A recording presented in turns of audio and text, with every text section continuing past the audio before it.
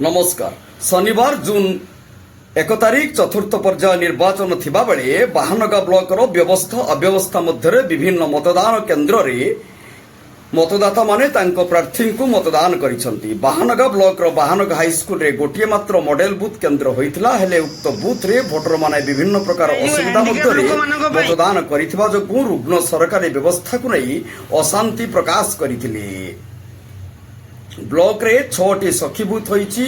आपितिरा school रे गोटिए, Fatehpur school रे गोटिए, तालकुरुनिया school रे 2टी, पंडा हरिपुर रे 2टी करा जाइतिला। तालकुरुनिया रे गोटिए बूथ रे ईवीएम मशीन खराब होई जिबा जगु 1.5 घंटा विलंब रे भोट कार्य आरंभ होइतिला।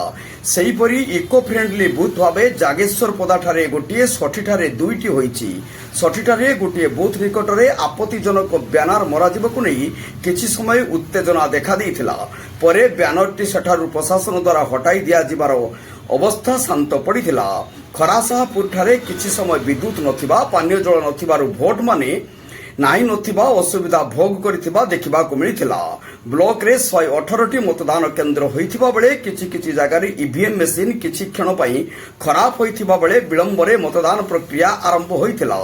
51 नंबर बूथ रे शेष समय रे ईवीएम मशीन रे त्रुटि देखा देइथिला। हेले दीर्घ समय पर्यंत टेक्निकल टीम पहुंची पारि नथिबारु जन असंतोष देखा देइछि।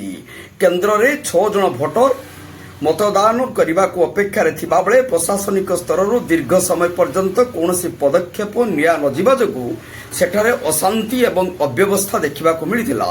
मोट ब्लॉक रे 75 शतकड़ा मतदान होइथिबा सूचना मिलिछि। नमस्कार।